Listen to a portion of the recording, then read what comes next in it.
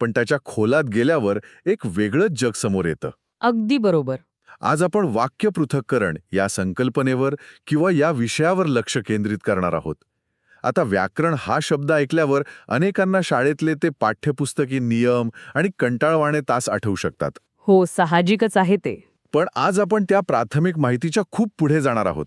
आज आपल्याकडे जे स्रोत आहेत त्या आधारे आपण भाषेच्या काय म्हणता येईल एका सोर्स कोडमध्ये डोकावणार आहोत.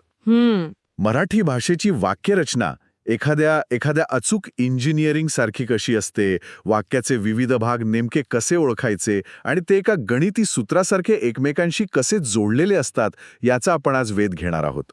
तुम्ही जो हा इंजिनिअरिंगचा किंवा यंत्राचा संदर्भ दिलात ना, तो या विषयासाठी अगदी चपखल आहे. कारण भाषा ही खरोखरच मानवी मेंदूने निर्माण केलेली एक अत्यंत प्रगत आणि गुंतागुंतीची प्रणाली आहे. हो, नक्कीच. आपण आपल्या दैनंदिन जीवनात अगदी विचार करतानाही हजारो वाक्य अत्यंत सहजपणे वापरतो. पण ती वाक्य आतून कशी बांधलेली आहेत याचं एक विशिष्ट आर्किटेक्चर असतं. अगदी खरंय. आजच्या या चर्चेत आपण केवळ नियम वाचून दाखवणार नाही आहोत, तर त्या नियमांमागचा तर्क काय आहे हे शोधणार आहोत. वाक्याचं पृथक्करण करण्यामागे एक अतिशय स्पष्ट आणि तर्कशुद्ध कारण असतं. म्हणूनच मला हा विषय एखाद्या कोड्यासारखा वाटतो.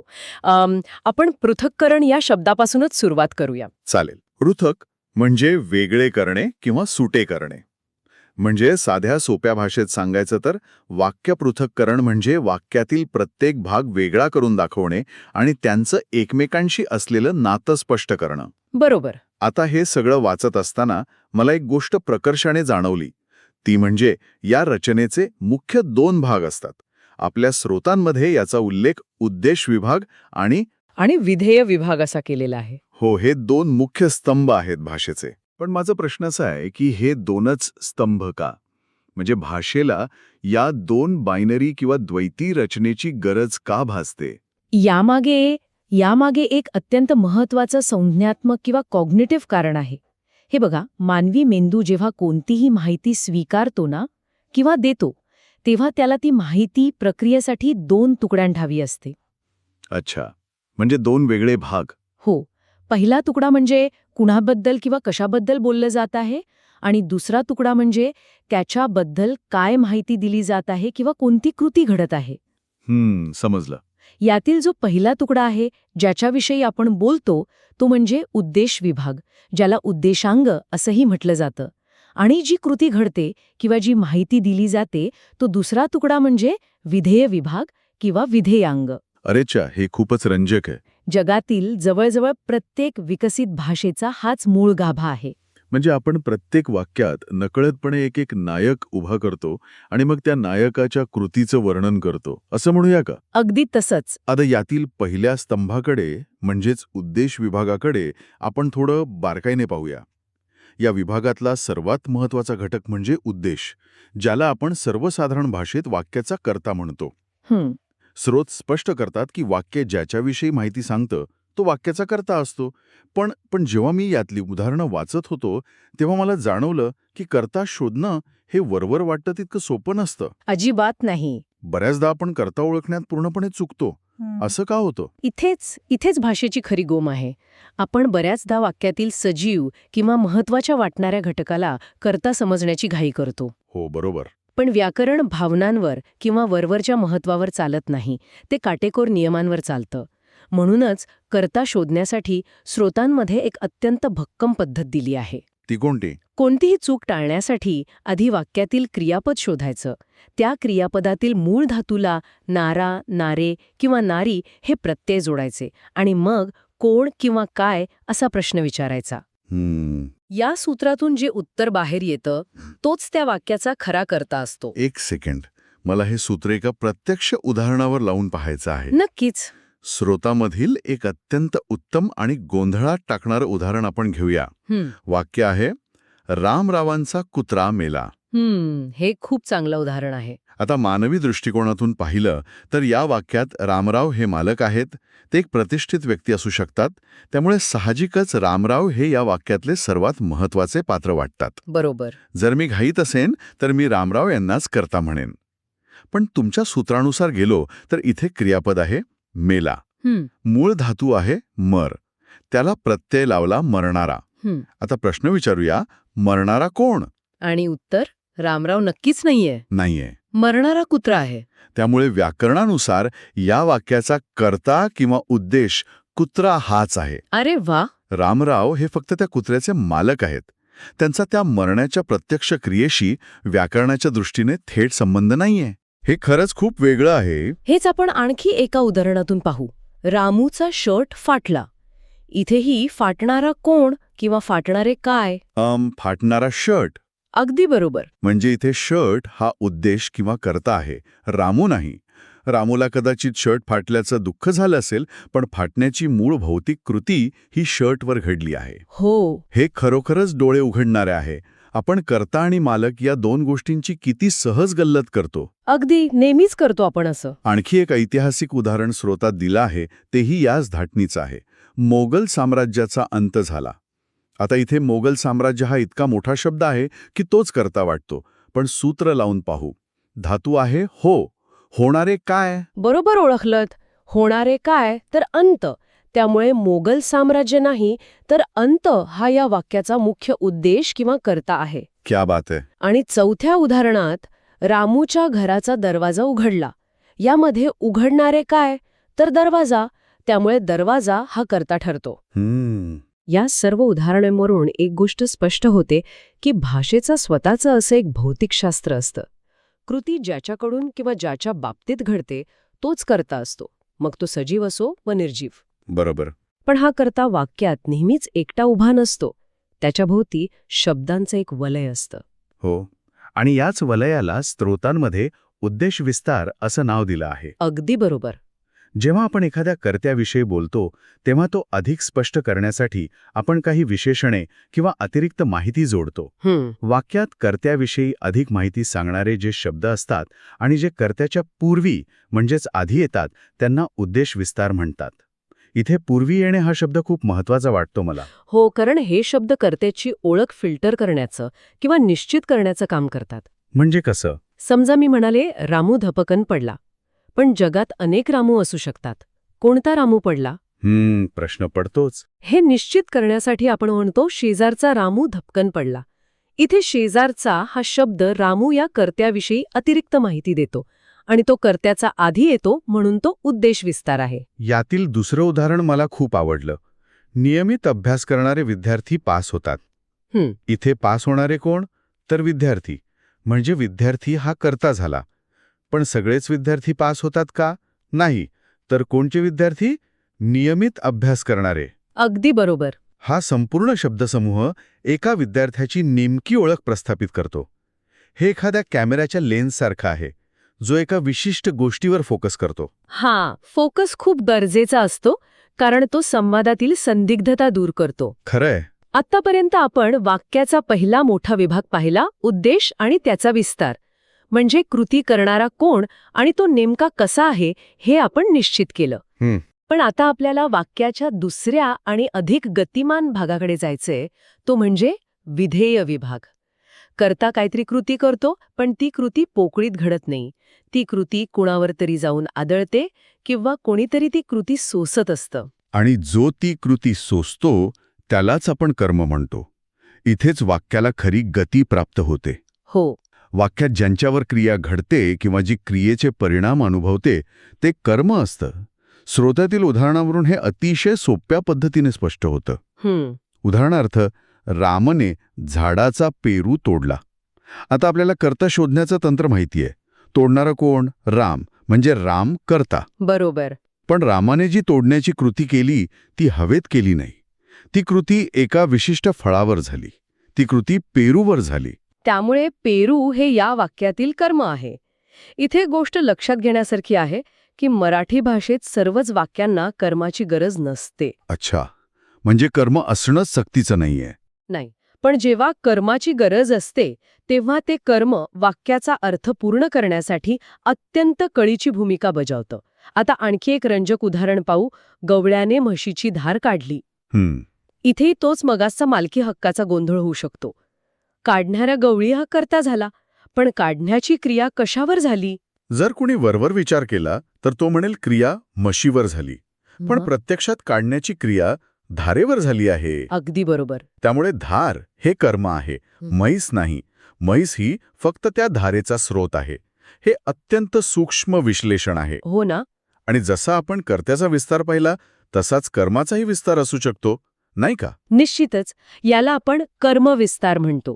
कर्मापूर्वी येऊन कर्माविषयी अधिक माहिती सांगणारे जे शब्द असतात त्यांना कर्मविस्तार म्हणतात. भाषेतील हे बारकावे वाक्यात एक वेगळीच खोली आणतात. जसं की रामाने झाडाचा पेरू तोडला. यात पेरू हे कर्म आहे हे आपण पाहिलं. पण तो पेरू कुठला होता? तो झाडाचा पेरू होता. बरोबर. म्हणून झाडाचा हा कर्मविस्तार आहे. आणि त्या गवळ्याच्या उदाहरणात गवळ्याने काळ्या म्हशीची धार काढली. इथे धार हे कर्म आहे, पण धार कोणाची? तर काळ्या म्हशीची. अगदी अचूक. हा जो काळ्या म्हशीची असा शब्दसमूह आहे तो कर्माविषयी अतिरिक्त माहिती देऊन चित्र अधिक स्पष्ट करतो. हो, म्हणजे आपण आतापर्यंत कर्ता, कर्त्याचा विस्तार, कर्म आणि कर्माचा विस्तार इथपर्यंतचा प्रवास केला आहे. पण आता आपण अशा एका टप्प्यावर आलो आहोत जिथे सर्वात जास्त गोंधळ उडू शकतो. मला वाटतं तुम्ही विधानपूरकाविषयी बोलत आहात. अगदी बरोबर. तो टप्पा म्हणजे विधानपूरक. हा खरोखरच चर्चेचा एक अत्यंत महत्वाचा भाग आहे. कारण बऱ्याचदा लोकांना कर्म, उद्देश विस्तार आणि विधानपूरक या तिन्हींमध्ये गल्लत होण्याची शक्यता असते. हो, खूप कन्फ्युजन होतं. आपण आधी पाहिलं की कर्त्याविषयी माहिती सांगणारे शब्द जर कर्त्याच्या आधी आले तर ते उद्देश विस्तार असतात. हो. पण प्रत्येक वेळी हे शब्द आधीच येतील असं नाही. कधीकधी कर्त्याविषयी माहिती सांगणारा शब्द कर्त्याच्या नंतर येतो. हो, आणि इथेच नियम बदलतो. जर कर्त्याविषयी माहिती सांगणारा शब्द कर्त्याच्या नंतर आला तर त्याला विधानपूरक म्हणतात. पण मला इथे एक प्रश्न पडतो. विचारा ना. जर तो कर्त्याविषयीच माहिती देत आहे तर त्याला फक्त जागेवरून वेगळं नाव का द्यायचं? त्याचं वाक्यातील कार्य काय असतं? खूप चांगला प्रश्न आहे. विधानपूरक या शब्दातच त्याचं उत्तर आहे. जे विधान पूर्ण करतं ते विधानपूरक. अच्छा. हे शब्द केवळ अतिरिक्त माहिती देत नाहीत, तर ते वाक्याचा अर्थ पूर्ण करण्यासाठी अत्यावश्यक असतात. आपण स्रोतातील उदाहरण घेऊया. राम राजा झाला. आता या वाक्यात कर्ता कोण आहे? होणारा कोण? राम. पण जर मी फक्त राम झाला एवढंच म्हटलं तर अर्थपूर्ण होतो का? नाही. राम काय झाला हे सांगणे अत्यंत गरजेचे आहे. समजलं. म्हणजे राजा हा शब्द राम या कर्त्याविषयीच माहिती देतोय. तो रामच्या नंतर आलाय आणि सर्वात महत्वाचं म्हणजे त्याच्याशिवाय वाक्य अपूर्ण राहतं. अगदी बरोबर. म्हणून तो विधानपूरक आहे. इथे राजा हे कर्म नाहीये, कारण रामने राजावर कोणतीही क्रिया केलेली नाही. राम स्वतःच राजा झालाय. हो. ही तफावत खूपच सूक्ष्म आणि महत्वाची आहे. दुसरं उदाहरण आहे संदीप शिक्षक आहे. इथे संदीप कर्ता आहे आणि शिक्षक हे विधानपूरक आहे. कारण संदीप आहे हे वाक्य अर्थहीन ठरतं. तुमचं विश्लेषण अगदी अचूक आहे. याच संकल्पनेवर आधारित एक अतिशय सुंदर आणि काव्यात्मक उदाहरण स्रोतामध्ये दिलं आहे. कोणतं? वाक्य आहे, शरदाच्या चांदण्यात गुलमोहर मोहक दिसतो. आता हे वाक्य आपण आत्तापर्यंत शिकलेल्या सर्व नियमांच्या कसोटीवर घासून पाहूया. बरं. प्रथम कर्ता शोधू. दिसणारा कोण किंवा काय? तर गुलमोहर. गुलमोहर हा कर्ता झाला. आता गुलमोहर कसा दिसतो? मोहक. मोहक हा शब्द गुलमोहराची स्थिती सांगतोय. तो कर्त्याच्या नंतर आलाय आणि गुलमोहर दिसतो यापेक्षा गुलमोहर मोहक दिसतो. यात मोहक हा शब्द विधान पूर्ण करण्याचं काम करतोय. त्यामुळे मोहक हे इथे विधानपूरक ठरतं. हे खरंच एखाद्या डिटेक्टिव्हसारखं काम केल्याचा आनंद देतं. हो ना. पण या वाक्यात अजूनही एक भाग उरला आहे. शरदाच्या चांदण्यात. हा भाग काय आहे? आणि इथेच आपण आपल्या पुढच्या आणि विधेय विभागातील एका मोठ्या घटकाकडे प्रवेश करतो. तो म्हणजे विधेय विस्तार. बरोबर. जसं कर्त्याबद्दल आणि कर्माबद्दल अधिक माहिती सांगणारे शब्द असतात, तसेच क्रियापदाविषयी माहिती सांगणारेही शब्द असतात. या क्रियापदाविषयी जे शब्द माहिती सांगतात त्यांचा समावेश विधेय विस्तारात होतो. अच्छा. हे कसं शोधायचं? यामागचं रहस्य शोधणं अतिशय सोपं आहे. याचं एक सूत्र आहे. वाक्यातील क्रियापदाला केव्हा, कोठे किंवा कसे असा प्रश्न विचारल्यास जे उत्तर मिळतं तो आपला विधेय विस्तार असतो. व्याकरणाच्या भाषेत सांगायचं तर ही प्रामुख्याने क्रियाविशेषणे किंवा क्रियाविशेषण अव्यय असतात जी कृतीची वेळ, स्थळ किंवा रीत दर्शवतात. हे सूत्र वापरून आपण शरदाच्या चांदण्यात गुलमोहर मोहक दिसतो या वाक्याचं उरलेलं कोडं सोडवूया. नक्कीच. इथे दिसतो हे क्रियापद आहे. गुलमोहर मोहक दिसतो, पण कोठे किंवा कोणत्या परिस्थितीत दिसतो? तर शरदाच्या चांदण्यात. अगदी बरोबर. म्हणून शरदाच्या चांदण्यात हा संपूर्ण शब्दसमूह या वाक्यातील विधेय विस्तार आहे. तो कृती घडण्याची पार्श्वभूमी तयार करतो. आपण स्रोतातलं आणखी काही उदाहरणं घेऊन या सूत्राची पडताळणी करूया. एक वाक्य आहे, कुटुंबातील सर्व व्यक्ती रविवारी वनभोजनास गेले. यात बरंच काही आहे. आता या एका वाक्याचं आपण संपूर्ण पृथक्करण करू शकतो. जाणारे कोण? व्यक्ती हा उद्देश किंवा कर्ता. बरोबर. कोणते व्यक्ती? कुटुंबातील सर्व. हा झाला उद्देश विस्तार. आता क्रियापद आहे गेले. केव्हा गेले? रविवारी. कोठे किंवा कशासाठी गेले? वनभोजनास. क्या बात आहे. म्हणजे रविवारी आणि वनभोजनास हे दोन्ही शब्द क्रियेची वेळ आणि स्थळ सांगत असल्यामुळे ते विधेय विस्तार आहेत. हो, एकाच वाक्यात दोन वेगवेगळे विधेय विस्तार असू शकतात हे यातून स्पष्ट होतं. आणखी एक थोडं मोठं उदाहरण पाहूया. माझा जिवलग मित्र मनीष माझे पत्र पाहताच त्वरित आला. या वाक्याची रचना खूप छान आहे. येणारा कोण? मनीष हा कर्ता. कोणता मनीष? माझा जिवलग मित्र हा उद्देश विस्तार. आता क्रियापद आहे आला. केव्हा आणि कसा आला? माझे पत्र पाहताच त्वरित. अच्छा. हा संपूर्ण मोठा शब्दसमूह क्रियेची नेमकी वेळ आणि पद्धत सांगतो, म्हणून तो सगळ्याचा सगळा विधेय विस्तार आहे. हे पृथक्करण करत असताना एक गोष्ट सातत्याने जाणवते. ती म्हणजे या संपूर्ण रचनेचा केंद्रबिंदू. आपण कर्ता शोधण्यासाठी क्रियापदाचा आधार घेतला. हो. कर्म शोधण्यासाठी क्रियापदाचा आधार घेतला. विधेय विस्तार शोधण्यासाठीही क्रियापदाहाच प्रश्न विचारले. अगदी बरोबर. म्हणजे या संपूर्ण वाक्याच्या विश्वात जो खरा सूर्य आहे, ज्याच्याभोवती हे सगळे ग्रह फिरत आहेत, ते म्हणजे प्रत्यक्ष क्रियापद. कोणताही संशय न ठेवता हे सत्य आहे. आणि म्हणूनच व्याकरणात क्रियापदालाच विधेय असं म्हटलं जातं. कोणत्याही वाक्याचा आत्मा म्हणजे त्याचं विधेय. विधेयाशिवाय वाक्य पूर्ण होऊच शकत नाही. ती फक्त शब्दांची एक निरर्थक यादी ठरते. स्रोताच्या शेवटी दिलेली अत्यंत साधी उदाहरणे पाहू. रमेश खेळतो, रमेश अभ्यास करतो, रमेश चित्र काढतो. या छोट्या वाक्यांमध्ये खेळतो, करतो, काढतो ही सर्व विधेय आहेत, जी प्रत्यक्ष कृती दर्शवतात. त्यांच्याशिवाय रमेशचं अस्तित्व वाक्यात अर्थहीन आहे. अगदी खरंय. तर या सगळ्या प्रवासाचा आणि विश्लेषणाचा अर्थ काय होतो? याचा अर्थ हा आहे की मराठी भाषेची आणि एकूणच भाषेची रचना ही कोणत्याही भव्य वास्तूच्या रचनेइतकीच किंवा संगणकाच्या अल्गोरिदम इतकीच काटेकोर असते. हो. त्यात एक उद्देश विभाग असतो, ज्याचा मुख्य आधार कर्ता असतो आणि त्याच्याभोवती त्याचा उद्देश विस्तार असतो. दुसरा विधेय विभाग असतो, ज्यात कर्म, कर्मविस्तार, विधानपूरक, विधेय विस्तार आणि या सर्वांना एकत्र बांधून ठेवणारे मुख्य विधेय म्हणजेच क्रियापद असतं. हे सर्व घटक एका अदृश्य धाग्याने एकमेकांशी जोडलेले असतात. जेव्हा आपण या रचनेचा जाणीवपूर्वक अभ्यास करतो, तेव्हा आपल्याला भाषेतील अचूक जागा समजतात. बरोबर. या शिस्तबद्ध रचनेमुळे भाषेला केवळ अर्थच प्राप्त होत नाही, तर एक विशिष्ट लय आणि सौंदर्यही प्राप्त होतं. शब्दांची योग्य मांडणी केल्यामुळेच एक साधं विधान एका प्रभावी संदेशात रूपांतरित होऊ शकतं. अगदी खरंय. आणि या सगळ्या सखोल चर्चेनंतर मला वाटतं एक असा मुद्दा आहे जो खरोखरच विचार करण्यासारखा आहे. आपण आज हे सगळे नियम, हे पृथक्करण, हे उद्देश आणि विधेय अत्यंत जाणीवपूर्वक आणि सावकाशपणे समजून घेतले. पण प्रत्यक्ष व्यवहारात काय होतं? इथेच मानवी बुद्धिमत्तेचा खरा चमत्कार दडलेला आहे. आपण आपल्या दैनंदिन जीवनात रस्त्यावर चालताना, मित्रांशी गप्पा मारताना किंवा रागवताना हजारो वाक्य अतिशय सहजपणे एकही सेकंद न थांबता बोलतो. हो, आपण विचारच करत नाही. आपण जेव्हा बोलत असतो तेव्हा आपला मेंदू कर्ता कोणता, कर्म कोणते, विधानपूरक कुठे ठेवायचे, विधेय विस्तार कसा जोडायचा आणि क्रियापद कुठे लावायचे या सगळ्याचा जाणीवपूर्वक विचार करत बसत नाही. अगदी बरोबर. तरीही आपला मेंदूही अत्यंत गुंतागुंतीची आणि गणिती रचना एका सेकंदाच्या 1000व्या भागात नकळतपणे आणि अत्यंत अचूकपणे जुळवत असतो. कोणत्याही सुपर कॉम्प्युटरपेक्षाही वेगानं आपलं हे भाषिक सॉफ्टवेअर काम करत असतं.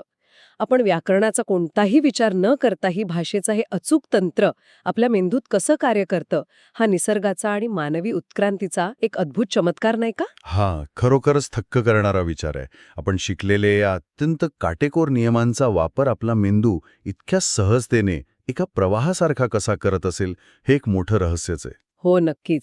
आजच्या या विश्लेषणात आपण वाक्यपृथक्करणाचे अत्यंत बारकाईने तुकडे करून पाहिले, भाषेचं ते इंजिन उघडून पाहिलं. आशा आहे की जेव्हा कधी एखादं मोठं किंवा गुंतागुंतीचं वाक्य वाचनात येईल किंवा ऐकलं जाईल, तेव्हा त्यातला कर्ता, कर्म, विधानपूरक आणि क्रियापद आपोआप डोळ्यांसमोर वेगळे होऊन दिसू लागतील. पुन्हा भेटूया अशाच एका नव्या आणि रंजक विषयाच्या सखोल विश्लेषणासह. तोपर्यंत भाषेतील या छुप्या आणि गणितीय सौंदर्याचा शोध घेत रहा.